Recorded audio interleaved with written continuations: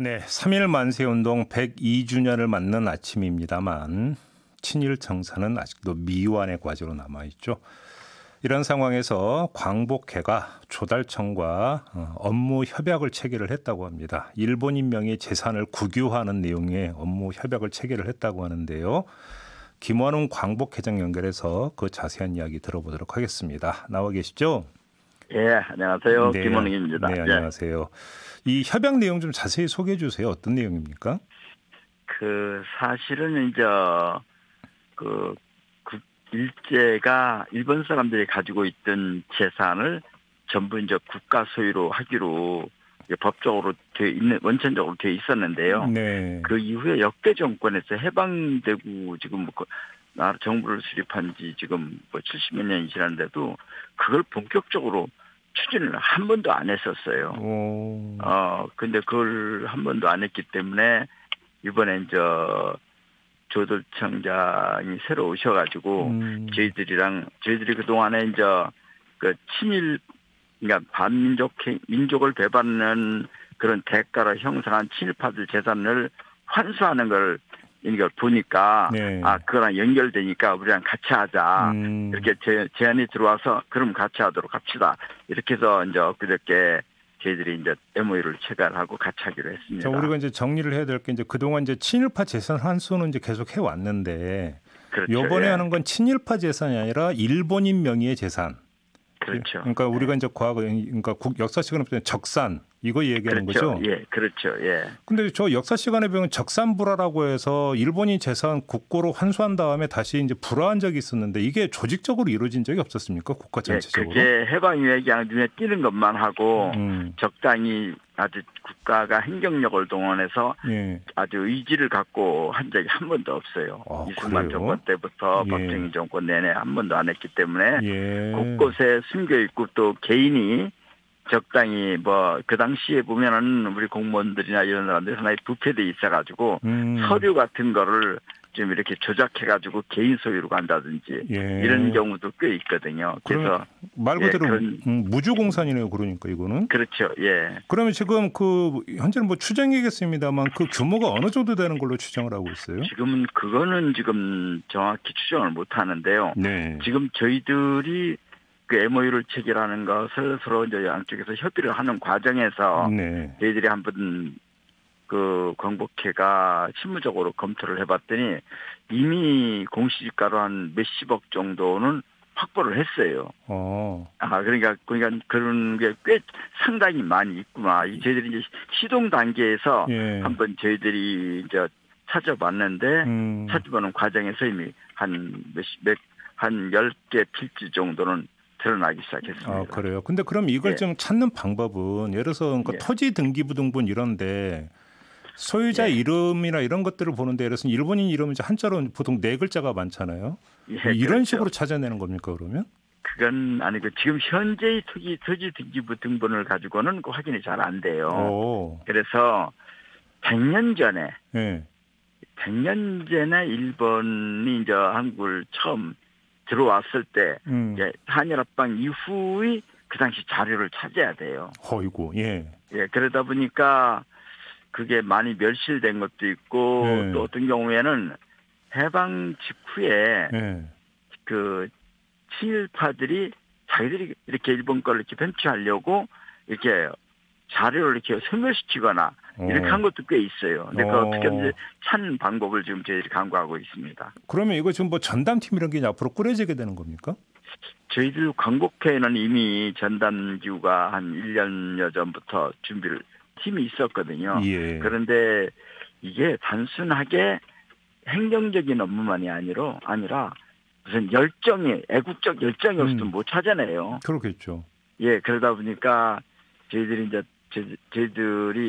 그전에 그 공무원들이나 이쪽에서 좀 노무현 정부 말기 때 좀 했었는데 그때 못 찾은 걸 저희들이 지금 요즘 많이 찾고 있거든요.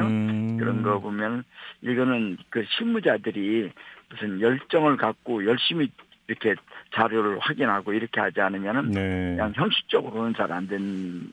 그러게요. 작업입니다. 이게 결국은 뭐 자료 더미를 다 뒤져봐야 된다는 이야기고 그렇죠. 거기서 뭔가 좀 나오면 그다음에 또 현장 조사도 해야 된다는 이야기고 뭐 이런 그렇죠. 거잖아요. 이건 뭔가 이 보통 작업이 아닐 것 같은데. 근데 이야기 나온 김에 지금 그 노무현 정부 때부터 이제 시작이 됐던 친일파 재산 국고 환수 있지 않습니까?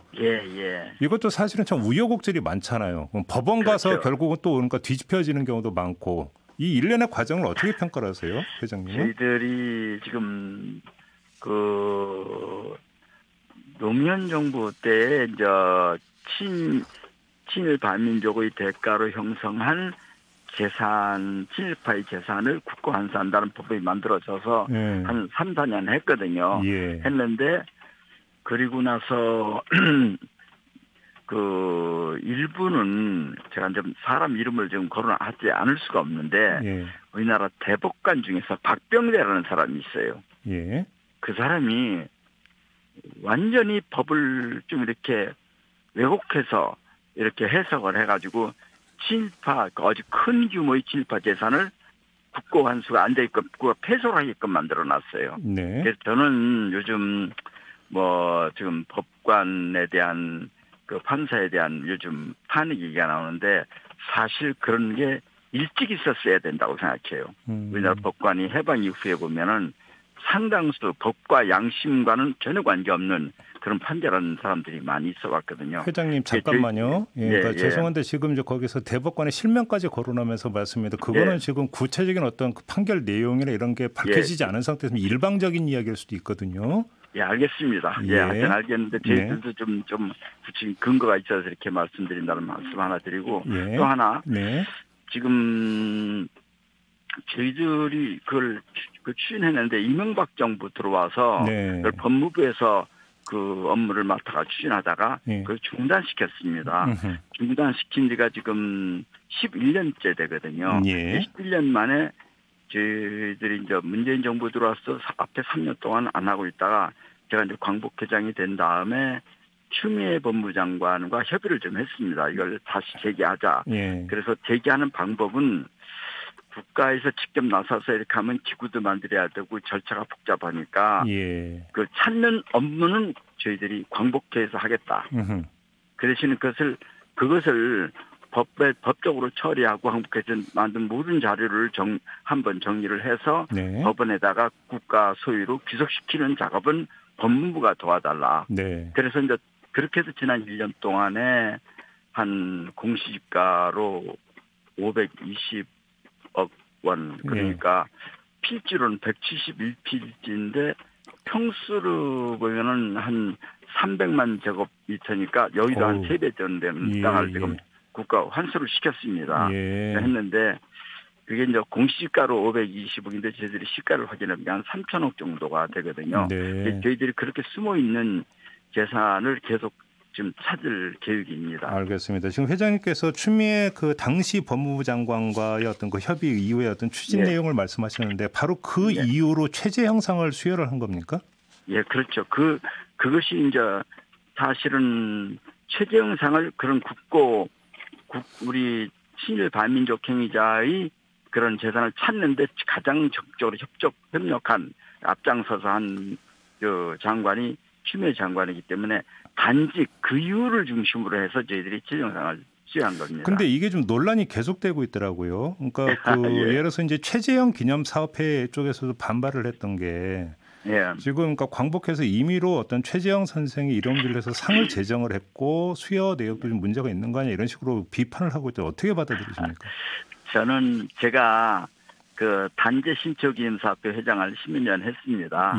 그런데 그 우리나라에 좀 상당히 좋은 책을 많이 내는 한길사에서 단재 신초상을 쭉 수여를 했습니다. 근데 그거에 대해서 제가 한 번도 문제를 제기한 적이 없고요. 또 그 충북 교육청에서도 단재 신초상을 주는데 저희들이랑 사전에 일체 논의가 없습니다. 또 예를 들면 백범상도 마찬가지예요.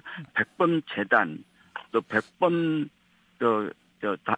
김구 선생 기념사업회 또 피스코 뭐 이런 곳곳에서 백범상을 주거든요. 그런데도 서로들 서로들 서로 존중하고 갖고 문제 제기하는 데가 없습니다. 예. 저는 최재형 기념사업회가 그런 문제를 제기하는 거에 대해서 전 납득이 안 가요. 일반 독립운동가 진영에서 그런 상을 줄 때 그 독점적인 지위가 있는 게 아무데도 없거든요. 알겠습니다. 근데 예. 그 이야기 나온 김에 그러면 그 추가 질문 하나만 드릴게요. 그러니까 예, 그 추미애 그 전 장관을 비롯해서 또 이제 물론 상 이름은 다릅니다만 광복회에서 이제 수여한 어떤 상의 수상자들을 보면 상당수가 현 그 더불어민주당 소속이든 아니면 전 소속이었던 의원이나 이런 분들이 많은데.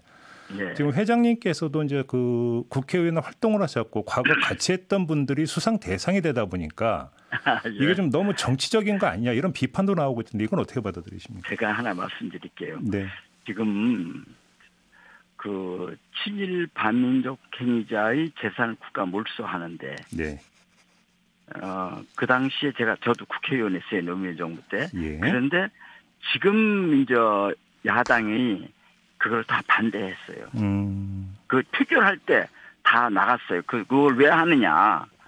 근데 그러니까 그런 상을 주는 걸 반대하는 사람. 그다음에 예를 들면은 친일 인명사전 만들어서 역사의 기록을 남겨서 교훈으로 하자. 네. 그럴 때 그거에 대해서 반대한 그런 정치인들한테 어떻게 상을 줍니까? 광복회에서요. 네. 제가 기준은 여야다나 보수 진보가 아니라 민족 종기를 선양하는 사람에게는 상을 주고 네네. 또 친일을 비호하는 정치인에게는 상을 주는 걸 배제하는 건 당연하잖아요. 알겠습니다. 근데 그 문제에 대한 스스로의 성찰이 없이 네. 어떤 특정한 정파적인 얘기로 그걸 몰아가는 것은 그것이 오히려 정치적인 행위라고 생각합니다. 알겠습니다. 예를 들면 한 걸음 더 나가서요. 우리 같은 조선인인데 왜 임시정부에 속한 광복군은 독립운동자 훈장을 주고 같은 조선인데 간도출설된 사람들은 그 사람들은 왜 독립운동자 상 안 주냐. 이거 똑같은 얘기죠. 알겠습니다. 지금 광복회가 최근에 여야 5당에 친일 청산 3법을 당론으로 채택해달라고 이제 촉구를 하셨고요. 예, 그렇죠. 이 3법 중에 이제 그 친일인사 파묘법도 들어가 있는 거 아니겠습니까? 그런데 지금 더불어민주당 같은 경우도 당론 채택을 거부를 했다는 보도가 나왔는데 이거 어떻게 받아들여요? 거부는 아니고요. 네. 지금 더불어민주당의 지도부가 그 문제를 가지고 지금 논의를 하고 있는 걸로 알고 있는데요. 네. 그 당내 의견을 완전히 하나로 아직 모으지는 못한 단계 같아요. 그런데 그 안에도 제가 보기에는 그 안에도 친일을 비호하는 아주 소수의 사람이 있는 것 같아요. 그거랑 아니라는 게 민주당 안에도 친일을 비호하는 소수의 사람, 정치인이 있는 것 같아요. 그들을 설득하는 과정이 필요한 생각이 듭니다. 혹시 그렇게 보시면 근거를 좀 여쭤봐도 될까요? 예를 들면 그런 법을 왜 만드느냐고 하는 제가 뭐 특정인을 얘기를 직접 얘기하지 않는데 서울에 있는 어느 서울 강북구에 있는 어느 민주당 소속 국회의원이 피국회의원이 그런 언행을 했다고 합니다. 예. 그래요. 예. 알겠습니다. 이제 시간이 다 됐는데 이 현안이 불거진 게 있기 때문에 광복 회장님 말씀을 꼭 듣고 싶은 게 있는데요. 하버드대 램지어 교수 있지 않습니까? 위안부는 매춘이라고 했던. 이 사람한테 어떤 말씀 해주시고 싶으세요, 회장님? 저는 그 일본군 위안부를 매춘부라고 이렇게 설명하고 왜곡하는 것은 학문의 자유를 벗어난 행위라고 생각해요. 나치를 찬양하거나 충성하거나 그런 것을 그렇게 하면서 학문의 자유라고 말 못하잖아요. 그 마찬가지로 이거는 학문의 자유를 벗어난 것이다 이렇게 생각하고 있습니다. 알겠습니다. 자, 오늘 말씀 여기까지 들을게요. 고맙습니다, 회장님. 예, 고맙습니다. 네, 지금까지 김원웅 광복회장이었습니다.